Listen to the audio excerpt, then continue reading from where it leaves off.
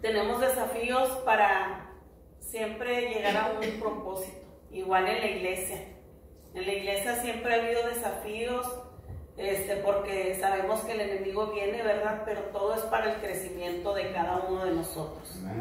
El versículo clave es en el libro de Mateo, capítulo 16, versículo 18, y dice la palabra del Señor: y yo también te digo que tú eres Pedro, y sobre esta roca edificaré mi iglesia, y las puertas del Hades no prevalecerán contra ella. Gracias al Señor Jesucristo por estas palabras que nos ayuda, ¿verdad?, a alentarnos, que las puertas del Hades dice que no van a prevalecer contra ella, contra la iglesia. Amén. Y sabemos que la iglesia somos nosotros, ¿verdad?, el cuerpo de Cristo. Amén. Los desafíos que enfrentamos continuamente provienen de una variedad de fuentes, incluso de nuestro propio corazón. Y en la lección de hoy vamos a ver que lo mismo puede decirse de la iglesia. Y esto lo vamos a ver en el libro de Hechos, capítulo 7. Vamos a comenzar desde ahí, en Hechos capítulo 7. En lo que lo busca voy a leerle un pedazo del libro.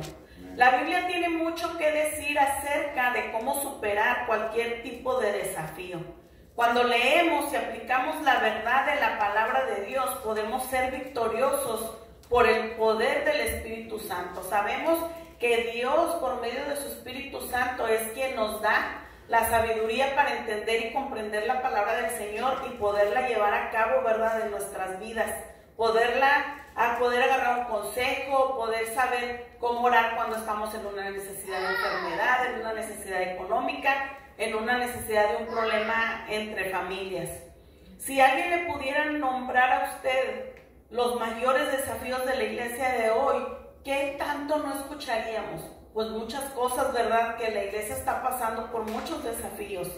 Pero tanto la opresión de afuera como tanto también hay opresión aquí mismo en la iglesia, desde adentro. En esta lección vamos a cubrir estas dos cosas: las opresiones que son de afuera como las opresiones dentro de la iglesia. Y esto también pasó en la iglesia primitiva, y eso también lo vamos a ver hoy, ¿verdad? Cómo fue que los apóstoles estaban luchando sobre los desafíos que estaban ellos teniendo. Vamos a leer en el versículo 51 de Hechos, capítulo 7, versículo 51. Hoy el libro le hace una pregunta a usted y dice: ¿cuánto estaría dispuesto a sacrificar por Cristo? Pues muchas veces podemos decir: no, pues yo puedo sacrificar pues el no salir a fiestas.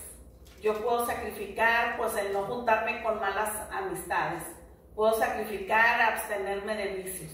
Pero hoy vamos a ver cómo Esteban fue que sacrificó su propia vida por defender la palabra del Evangelio. Aleluya. Vamos a ver en el versículo 51. Dice: duros de cerviz e incircuncisos de corazón y de oídos, vosotros resistís siempre al Espíritu Santo, como vuestros padres, así también vosotros. Ahí estaba enojado, molesto Esteban, ¿verdad?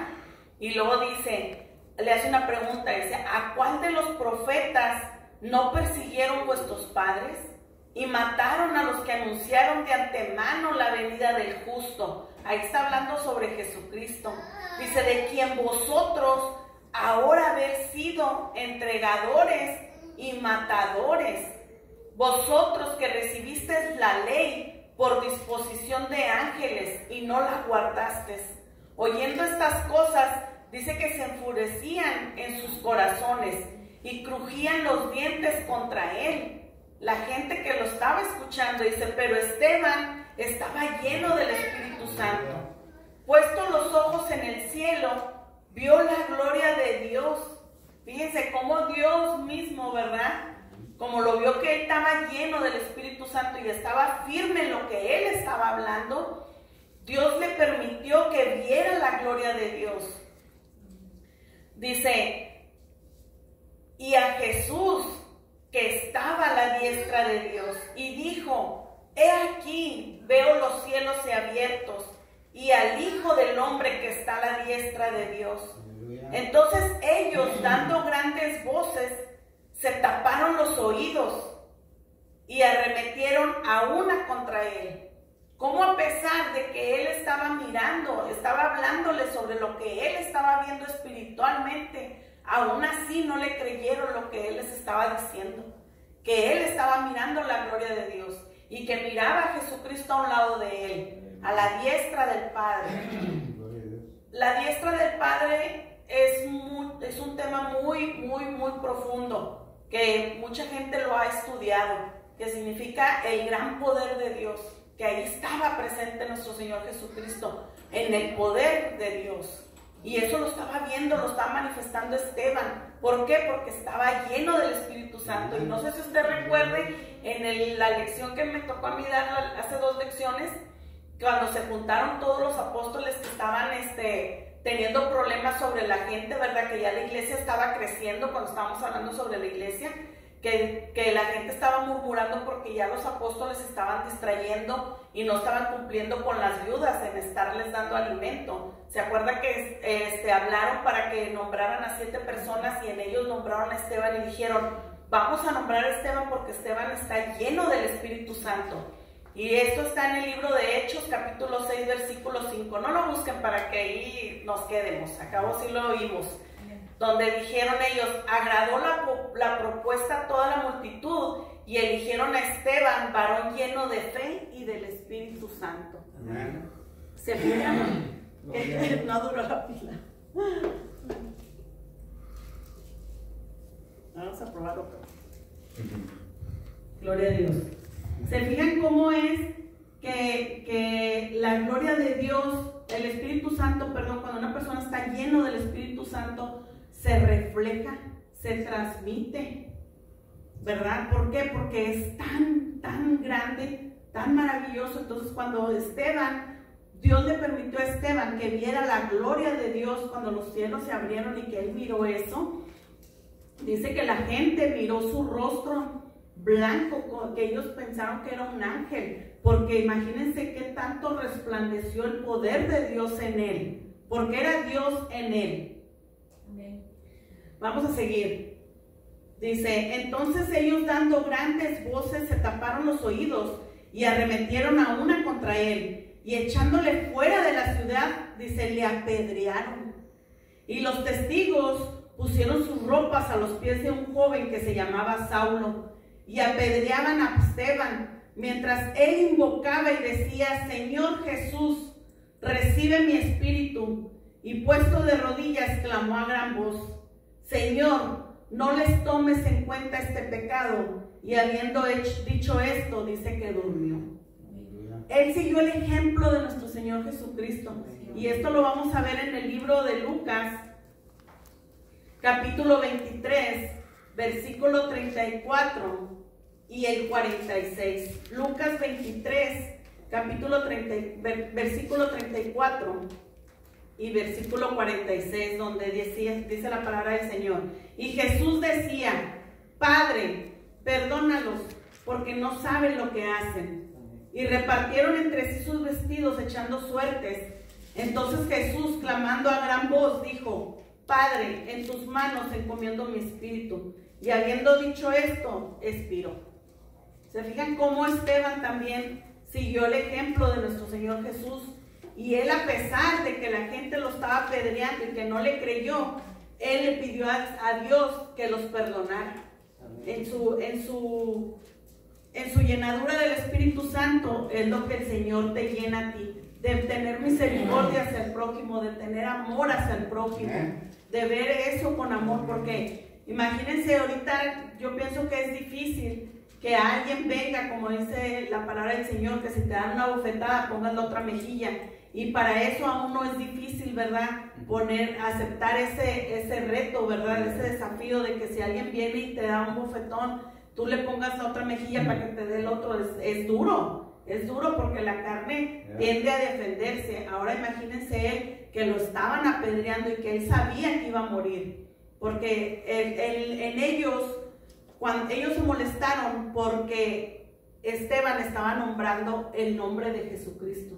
Porque ellos no creían. Ellos decían que cuando hicieran una oración, tenías que clamar solamente a Dios. Y cuando él clamó el nombre del Señor Jesucristo, eso fue lo que a ellos les enfureció. Y por eso lo separaron y lo apedrearon, porque en el libro de Levítico, capítulo 24, habla sobre las personas que blasfemaban. Y dice la palabra del Señor en Levítico 24, versículo 13 y 14. Dice, y Jehová habló a Moisés diciendo, saca al blasfemo fuera del campamento, y todos los que le oyeron pongan sus manos sobre la cabeza de él y apedréelo toda la congregación. Por eso ellos, siguiendo la ley, fue lo que hicieron con Esteban, porque a ellos les molestó que estuviera hablando del Mesías, porque ellos lo rechazaron. Por eso decía Esteban que ellos no estaban oyendo, no estaban creyendo en que Jesucristo había venido. Y entonces él les habló. Ahí nos vamos a quedar en el libro de Hechos, capítulo 7, y lo vamos a leer desde el versículo 2.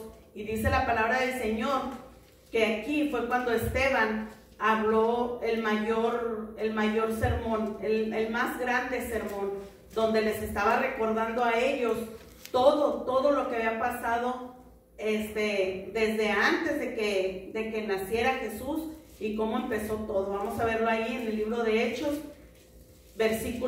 capítulo 7, versículo 2. Ahí hablando Esteban. Y él dijo, varones hermanos y padres, oíd, el Dios de la gloria apareció a nuestro padre Abraham, estando en Mesopotamia, antes que morase en Harán, y le dijo, sal de tu tierra y de tu parentela y ven a la tierra que yo te mostraré. Entonces salió de la tierra de los caldeos y habitó en Harán, y de ahí, muerto de su padre, Dios le trasladó a esta tierra, en la cual vosotros habitáis ahora, y no le dio herencia en ella, ni aún para sentarse un pie, pero le prometió que se la daría en posesión a su descendencia después de él, cuando él aún no tenía hijo. Y le dijo Dios así, que su descendencia sería extranjera en tierra ajena, y que los reduciría a servidumbre y los maltrataría por 400 años. Mas yo juzgaré, dijo Dios, a la nación de la cual serán siervos, y después de esto saldrán y me servirán en este lugar. Y le dio el pacto de la circuncisión, y así Abraham engendró a Isaac, y le circuncidó al 8º día, e Isaac a Jacob, y Jacob a los 12 patriarcas. Los patriarcas, movidos por envidia, vendieron a José para Egipto, pero Dios estaba con él y le libró de todas sus tribulaciones y le dio gracia y sabiduría delante de Faraón, rey de Egipto, el cual lo puso por gobernador sobre Egipto y sobre toda su casa. Vino entonces hambre en toda la tierra de Egipto y de Canaán, y grande tribulación, y nuestros padres no hallaban alimento. Cuando oyó Jacob que había trigo en Egipto, envió a nuestros padres la primera vez, y en la segunda, José se dio a conocer a sus hermanos, y fue manifestado a Faraón el linaje de José. Y enviando José, hizo venir a su padre Jacob y a toda su parentela, en número de 75 personas. Así descendió a Jacob a Egipto, donde murió él y también nuestros padres, los cuales fueron trasladados a Siquem y puestos en el sepulcro que a precio de dinero compró Abraham de los hijos de Hamor en Siquem. Pero cuando se acercaba el tiempo de la promesa que Dios había jurado a Abraham, el pueblo creció y se multiplicó en Egipto, hasta que se levantó en Egipto otro rey que no conocía a José. Este rey, usando de astucia con nuestro pueblo, maltrató a nuestros padres, a fin de que expusiesen a muerte a sus niños, para que no se propagasen. En aquel mismo tiempo nació Moisés, y fue agradable a Dios, y fue criado 3 meses en casa de su padre. Pero siendo expuesto a la muerte, la hija de Faraón le recogió y le crió como hijo suyo. Y fue enseñado Moisés en toda la sabiduría de los egipcios, y era poderoso en sus palabras y obras. Cuando hubo cumplido la edad de 40 años, le vino el corazón el visitar a sus hermanos y los hijos de Israel. Al ver a uno que era maltratado, lo defendió, e hiriendo al egipcio, vengó al oprimido. Pero él pensaba que sus hermanos comprendían que Dios les daría libertad por mano suya, mas ellos no lo habían entendido así. Y al día siguiente se presentó a uno de ellos, que reñían y los ponían en paz, diciendo: varones, hermanos sois, ¿por qué os maltratáis el uno al otro? Entonces el que maltrataba a su prójimo le rechazó, diciendo: ¿quién te ha puesto por gobernante y juez sobre nosotros? ¿Quieres tú matarme como mataste ayer al egipcio? Al oír estas palabras, Moisés huyó y vivió como extranjero en tierra de Madián, donde engendró 2 hijos. Pasados 40 años, un ángel se le apareció en el desierto del monte Sinaí, en la llama de fuego de una zarza.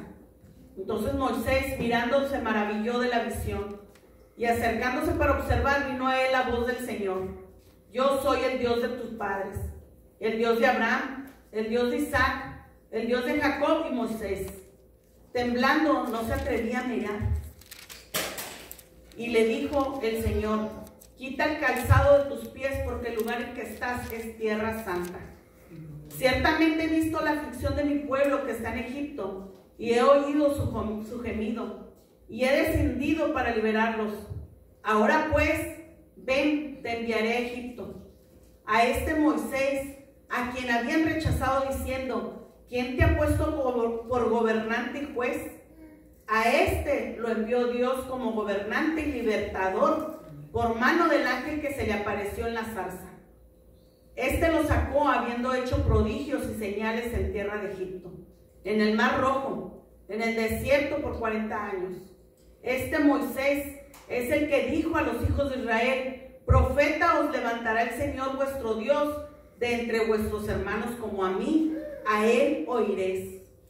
Este es aquel Moisés que estuvo en la congregación en el desierto con el ángel que le hablaba en el monte Sinaí, y con nuestros padres, que recibió palabras de vida que darnos, al cual nuestros padres no quisieron obedecer, sino que le desecharon, y en sus corazones se volvieron a Egipto.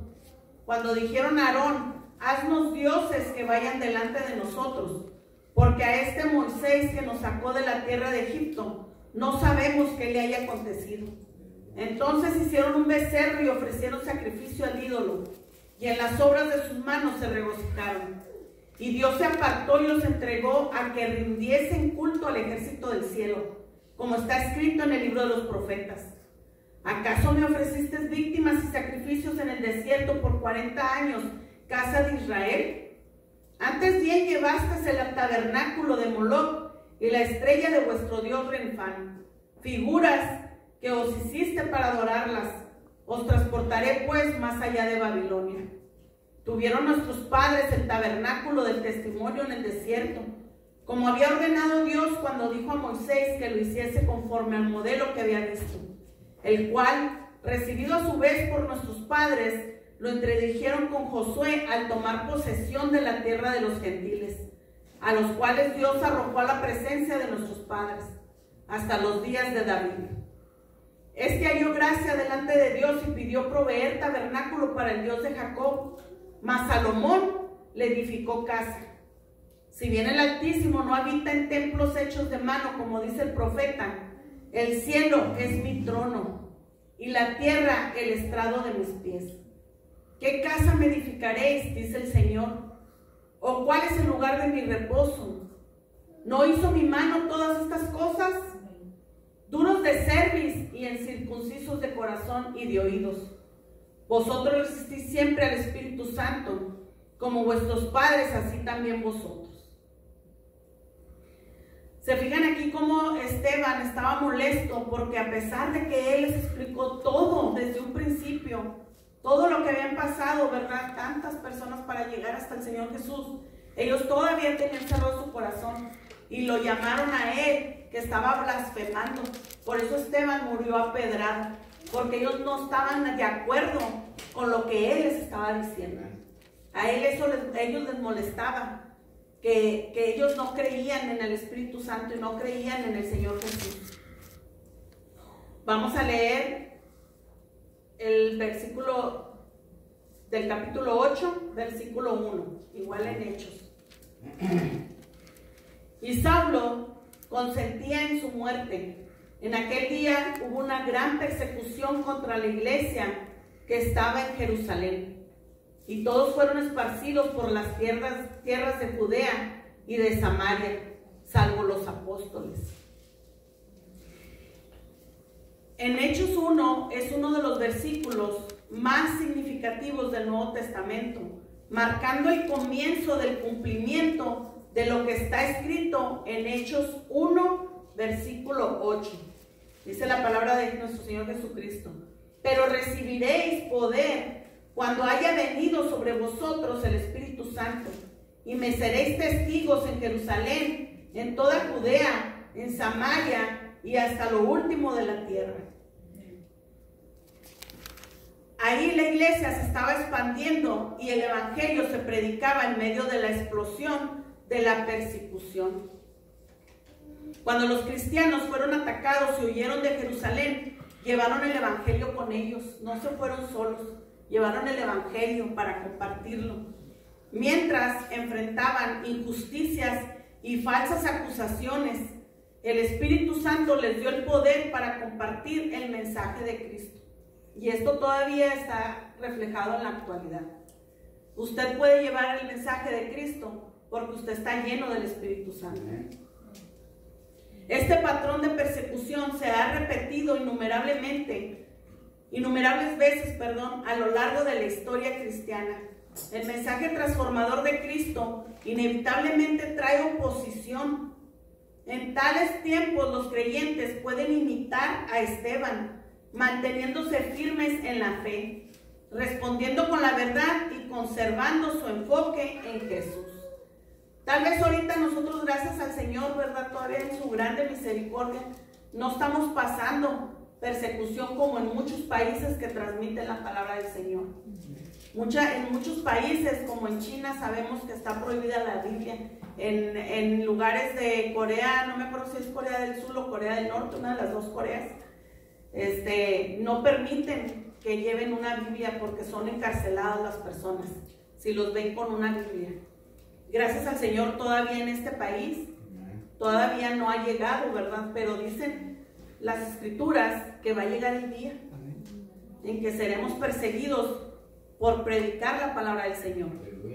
Y esta es una preparación y una enseñanza que nos da la Biblia de cómo Esteban persistió hasta el final. Vamos al libro de Apocalipsis, capítulo 2. Discúlpenme que a veces me confundo con versículos y capítulos. Apocalipsis 2.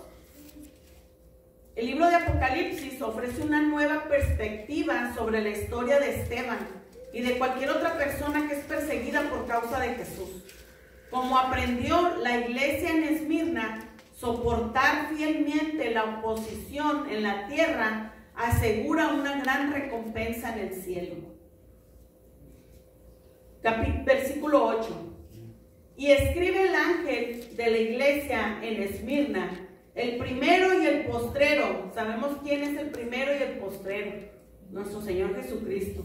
Y el que estuvo muerto y vivió, dice esto: yo conozco tus obras y tu tribulación y tu pobreza, pero tú eres rico, y la blasfemia de los que se dicen ser judíos y no lo son, sino sinagoga de Satanás.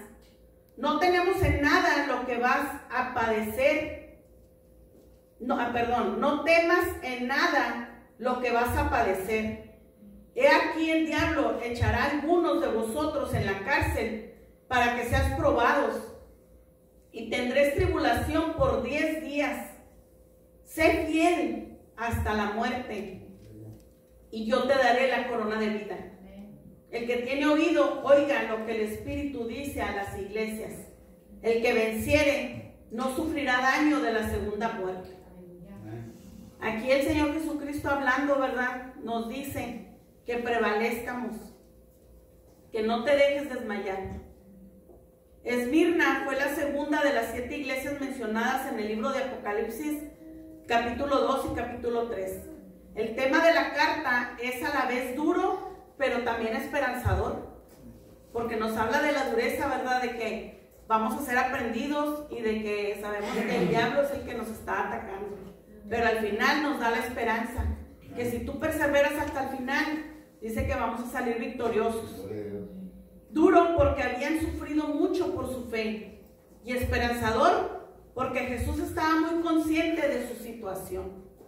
El Señor Jesús sabe porque Él estuvo entre nosotros. Sabe lo que son las adversidades que pasamos aquí en la tierra. Él lo sabe. La ciudad de Esmirna era particularmente devota a Roma. Como tal, su antagonismo hacia el cristianismo, era fuerte. Los cristianos tenían dificultades para ganarse la vida ahí, dejándolos empobrecidos. También estaban siendo calumniados por los judíos, lo cual era una persecución común en el primer siglo. Y esto lo vemos en el libro de Hechos, capítulo 13, versículo 50. Pero los judíos instigaron a mujeres piadosas y distinguidas y a los principales de la ciudad, y levantaron persecución contra Pablo y Bernabé, y los expulsaron de los límites. También en el capítulo 14, versículo 2 nos dice: mas los judíos que no creían excitaron y corrompieron los ánimos de los gentiles contra los hermanos. Y en el capítulo 17, versículo 5 nos dice: entonces los judíos que no creían, teniendo celos, tomaron consigo a algunos oxisos, hombres malos, y juntando una turba, alborotaron a la ciudad, y asaltando la casa de Jasón, procuraban sacarnos del pueblo. Aquí nos da estas tres escrituras, dándonos como ejemplo de cómo eran ellos perseguidos desde mucho antes que a nosotros.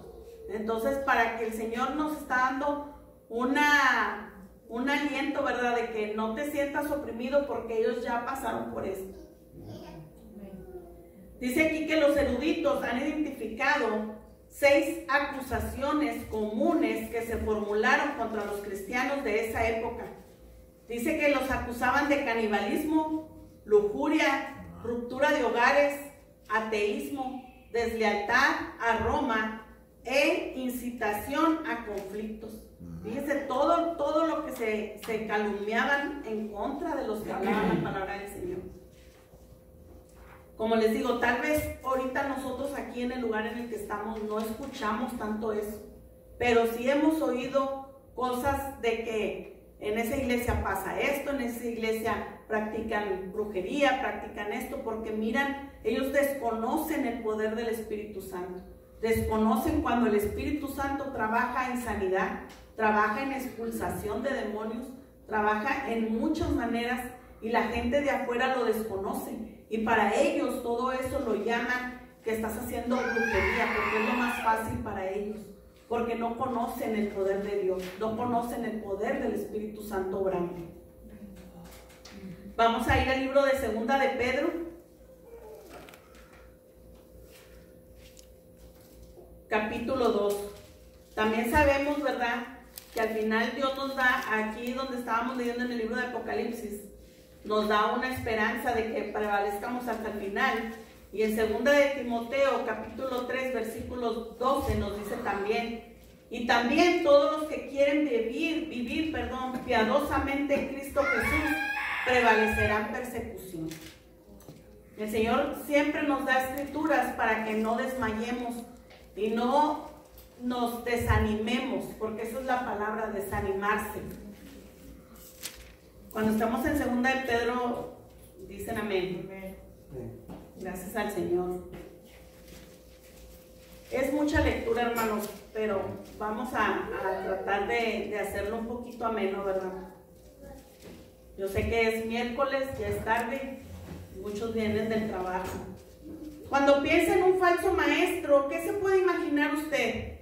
Tal vez nos imaginamos un falso maestro viendo una persona que viene déspota, o que dices tú, la miras mal vista, o tal vez en la manera de que ellos hablan, dices tú, fácil me voy a dar cuenta que quién es un falso maestro. Pero aquí la carta de 2 de Pedro nos va a ayudar a saber que las personas quienes menos pensamos son los falsos maestros. Y aquí vamos a leer un poquito en el libro de Segunda de Pedro, capítulo 2, versículo 1. Dice, pero hubo también falsos profetas entre el pueblo, como habrá entre vosotros falsos maestros que introducirán encubiertamente herejías destructoras y aún negarán al Señor que los rescató, atrayendo sobre sí mismo destrucción repentina. Y nos vamos a brincar al 18. ¿Qué nos dice aquí? Que se van a introducir encubiertamente. No van a venir a mostrar por primera vez que son falsos maestros, van a venir encubiertos. Nos brincamos al 18, dice, pues hablando palabras infladas y vanas, seducen con concupiscencias de la carne y disoluciones a los que verdaderamente habían huido de los que viven en error.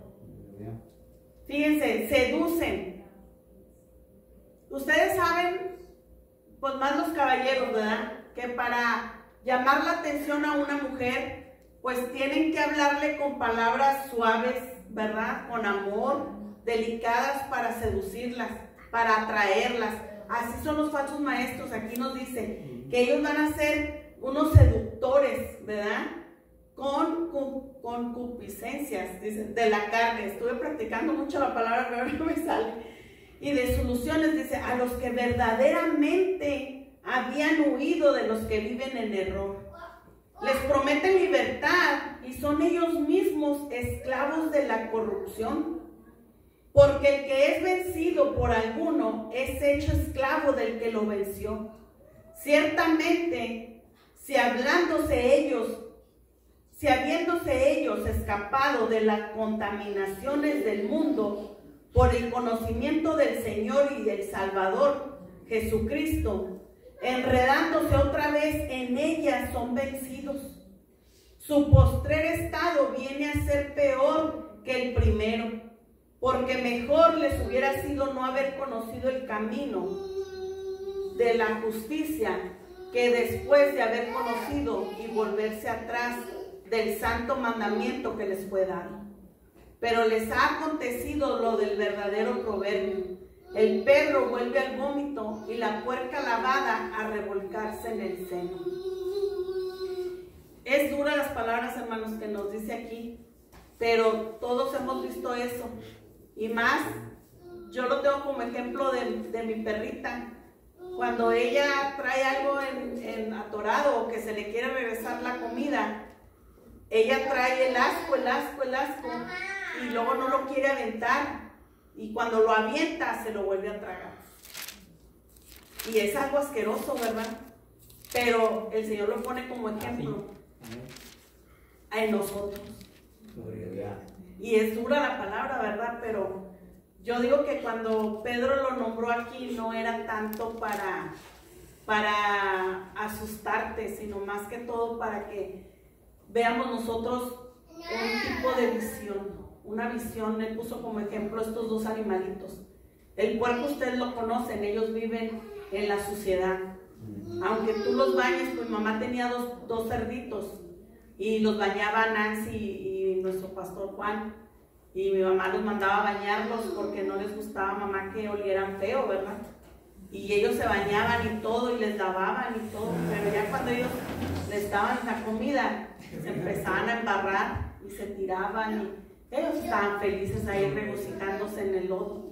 Y aquí nos pone como muestra, porque nos dice, Señor, es mejor que no hubieran conocido a que conozcas y vuelvas a ensuciarte. Dice, vamos a seguirle, porque no le di vuelta a la página.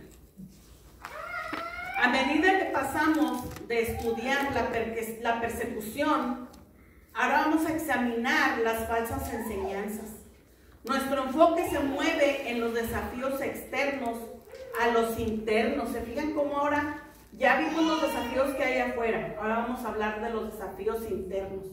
Nos está ayudando aquí esta enseñanza a que aprendamos que cuando vengan que ya lo hemos repetido varias veces, que cuando vengan personas a hablar de la palabra del Señor, que no somos los mismos de aquí, y aunque seamos los mismos de aquí, tenemos que buscar la palabra del Señor. Como a veces los miércoles no hay mucho tiempo de buscar las escrituras, escríbalas y ya en su casa las leemos.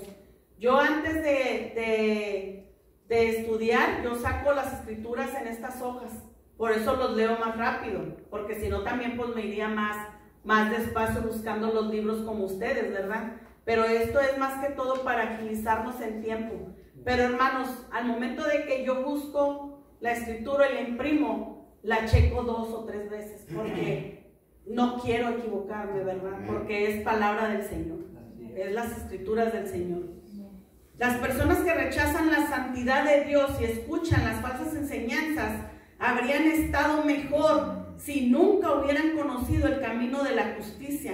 Cuando una persona rechaza la verdad de Cristo, se vuelve casi inmune a su poder. Al ilustrar su punto usando perros y cerdos, la carta de Pedro, los cuales eran repulsivos para sus lectores, Pedro mostró su total desprecio por los falsos profetas y los mensajes destructores que traen. Se fijan que aquí Pedro está hablando de los falsos profetas. Por eso a veces, hermanos, tenemos que leer el contexto, como a veces nos dice nuestro pastor, ¿verdad? Lean más arriba, porque al traer una enseñanza, imagínense que yo ahorita les hubiera dicho, no, pues es mejor que no hubiera conocido, porque si no conoces, usted como un perro que vuelve a su vómito, o sea, ya estás manejando la escritura de otra manera, ¿verdad? Entonces vamos a ser todos cuidadosos al tratar de hablar la palabra del Señor. Nuestro pastor siempre nos dice, traten de hablar la palabra, traten de suavizar la palabra. Nosotros por naturaleza, por el lugar en que nacimos, no somos del norte, tenemos ese acento golpeado, pero no es porque estemos molestos, sino porque así es nuestro acento, pero estamos tratando de moldearnos. Ténganos paciencia, dice nuestro pastor, y decía nuestro pastor Antonio. Vámonos al libro de Apocalipsis, capítulo 2, y vamos ahora a leer en el versículo 12. Dile, ya se me movieron las hojas. Ay, la Victoria también se ríe. A ver. Aquí está. Vamos a leer del versículo 12 hasta el 17. Dice, y escribe el ángel de la iglesia del Pérgamo, el cual tiene la espada aguda de 2 filos, dice esto. Yo conozco tus obras y dónde moras, dónde está el trono de Satanás, pero retienes mi nombre y no has negado mi fe, ni aun en los días en que Antipas, mi testigo fiel, fue muerto entre vosotros, donde mora Satanás. Pero tengo unas pocas cosas contra ti, que tienes ahí a los que retienen la doctrina de Balaam, que enseñaba a Balac a poner tropiezo ante los hijos de Israel, a comer de cosas sacrificadas a los ídolos y a cometer fornicación. Y también tienes a los que retienen la doctrina de los nicolaitas, la que yo aborrezco. Por tanto, arrepiéntete, pues si no, vendré a ti pronto y pelearé contra ellos con la espada de mi boca. El que tiene oído, oiga lo que el Espíritu dice a las iglesias. Al que venciere daré de comer del maná escondido, y le daré una piedrecita blanca, y en la piedrecita escrito un nombre nuevo, el cual ninguno conoce, sino aquel que lo recibe. Misericordioso es nuestro Señor Jesucristo, porque siempre que te da una advertencia, te da una esperanza, ¿verdad? Porque te está dando una advertencia de algo, pero Él te dice que al final esto va a pasar. Porque Él todavía tiene esa misericordia hacia nosotros, que al final vamos a prevalecer. Antes de comunicar su mensaje a la iglesia de Pérgamo en Apocalipsis, Jesús se describió a sí mismo como el que tiene la espada aguda de 2 filos. A veces necesitamos un mensaje de doble filo como este, que Él da a una palabra de aliento más una palabra de corrección. Gracias al Señor, ¿verdad? Que así Él es con nosotros. En su casa, hermano, lea el libro de Números, cuando tenga su tiempo, Números capítulo 22 y hasta el capítulo 25. Ahí el Señor nos quiere enseñar sobre lo que viene siendo. Dice, el mensaje de Jesús se refiere a Balaam. Y esto está escrito en el libro de Números, capítulo 22 hasta el 25. Dice, quien desempeñó un papel en la rebelión del pueblo de Dios al llevar a algunos de los hombres de Israel a caer en la inmoralidad y la idolatría. Números 31, versículo 16. He aquí, por consejo de Balaam, ellas fueron causa de que los hijos de Israel prevaricasen contra Jehová en lo tocante a Balaam peor, por lo que hubo mortandad en la congregación de Jehová. Aquí nos dice la palabra del Señor que ellos fueron los que se opusieron en Dios y tenían templos con dioses romanos, y dice que tenían un enorme altar probablemente dedicado a Zeus. Era un pueblo idólatra. Ya en su tiempo se pone a leerlos para que les ayude un poquito más a entender, ¿verdad?, de quién era Balaam. En Pérgamo dice, este compromiso implicaba el engaño de los nicolaitas. Las escrituras no parecen ser claras sobre los detalles de la herejía de los nicolaitas. Dice, sin embargo, Irineo era uno de los padres de la iglesia. Los describió como seguidores de Nicolás de Antioquía. Y esto también lo vimos en Hechos capítulo 6, versículo 5, cuando fueron escogidos los apóstoles. Ahí nombraron a esta persona que lo eligieron, donde dice que él era Nicolás de Antioquía, cuando eligieron a Esteban. Bueno, este capítulo a mí se me hizo muy difícil explicarlo, por eso trato de leerlo, porque no pude captarlo para podérselos explicar un poquito mejor. Los creyentes de Pérgamo dice que seguían las falsas enseñanzas de los nicolaitas y eran como los israelitas que siguieron el consejo de Balaam. En lugar de abandonar por completo su fe, dice que asimilaron los valores religiosos y sociales de su cultura en sus creencias acerca de Dios. A menos que se arrepintieran, enfrentarían el juicio. Sin embargo, Cristo terminó su mensaje a Pérgamo con una maravillosa promesa. Los que se apartaran de sus caminos pecaminosos y regresaran a Él podían esperar recibir una piedrecita blanca, y en la piedrecita estaría escrito su nombre nuevo, el cual ninguno conoce como aquel que lo recibe. Esta piedrecita dice que puede haberse referido a muchas cosas, tal vez incluso al procedimiento romano, mediante el cual un jurado declaraba la inocencia de un prisionero arrojando una piedra blanca en una urna.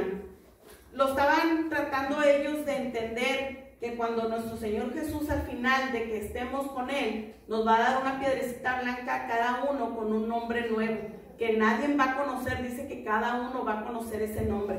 Y ellos lo estaban figurando como cuando antes, en aquellos tiempos, se daba libertad a alguien que estaba aprisionado. Dice que les daban esa piedrecita blanca en símbolo y la aventaban a una urna para que la gente supiera que ellos ya estaban libres de lo que ellos habían cometido. Entonces aquí ellos lo estaban figurando de esa manera, ¿verdad? De que el Señor Jesús, al momento de que te da tu piedrecita blanca, es que estás siendo liberado de lo que tú ya habías cometido. Ya vamos a pasar la tercera parte y la final. Vamos al libro de Segunda de Tesalonicenses, capítulo 3, versículo 10.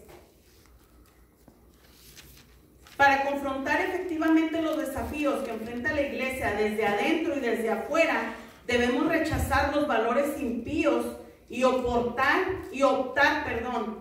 Vamos a rechazar los valores impíos y optar por vivir de acuerdo con la palabra de Dios.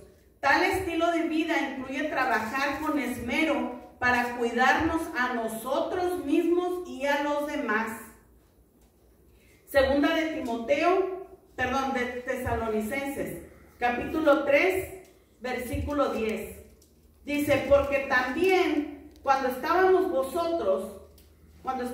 con vosotros, os ordenábamos esto. Si alguno no quiere trabajar, tampoco coma, porque oímos que algunos de entre vosotros andaban desordenadamente. No trabajaban en nada, sino entremetiéndose en lo ajeno. Esto nos ayuda, hermanos, que dentro de la iglesia tenemos que trabajar juntos, unánimes, en común acuerdo.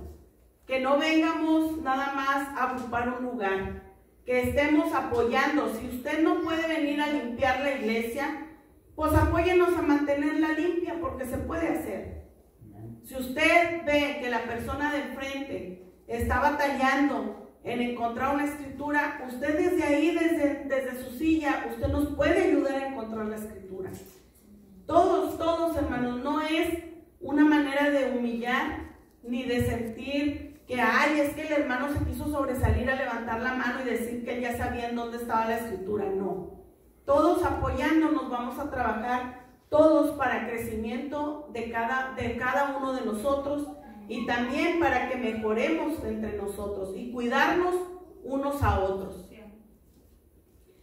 Dice, y también dice que dice que oyeron que algunos andaban desordenadamente. No significa que estén alborotando aquí en la iglesia, sino que estaban oyendo o transmitiendo chismes, ¿verdad? Porque dice que se estaban entremetiendo en lo ajeno. Todo eso hay que cuidar dentro de la iglesia. Dice, a los tales mandamos y exhortamos por nuestro Señor Jesucristo que trabajando sosegadamente coman su propio pan. Y vosotros, hermanos, no os canséis de hacer bien. Gracias al Señor por su santa palabra. Y vamos a terminar en el libro de Hebreos, capítulo 6, versículo del 9 al 12. Aquí Dios nos va a dar una advertencia bastante dura a cada uno de nosotros. Dice, pero luego el escritor pasa a una exhortación alentadora de amarse unos a otros. Por eso les digo, grande es el Señor y así debemos de ser siempre que compartamos la palabra del Señor. Siempre es decirle a la persona que vive en pecado que así como Él está viviendo él ahorita, nosotros también lo vivimos, pero siempre darle la esperanza, así como nosotros ya la recibimos. Hebreos capítulo 6, versículo del 9 al 12. Dice, pero en cuanto a vosotros, oh amados, estamos persuadidos de cosas mejores y que pertenecen a la salvación. Aunque hablamos así, porque Dios no es injusto para olvidar nuestras obras y el trabajo de amor que habéis mostrado hacia su nombre, habiendo servido a los santos y sirviéndoles aún. Pero deseamos que cada uno de vosotros muestre la misma solicitud hasta el fin, para plena certeza de la esperanza, a fin de que no hagáis perezosos, sino imitadores de aquellos que por la fe y la paciencia heredan las promesas. El cuerpo de Cristo se compone de participantes activos, no de espectadores. Con la ayuda del Espíritu Santo podemos soportar la oposición externa, buscar la verdad bíblica y doctrinal y mostrar el amor de Dios. Grande es el Señor y maravilloso, y en su casa, hermanos, si no le entendieron un poquito lo que se explicó hoy o algo que les haya quedado de duda, sabemos que ahí tenemos las escrituras, y discúlpeme que me trabe y que batalle un poquito, pero ya ven que se nos seca la garganta. Dios me les bendiga grandemente, hermanos.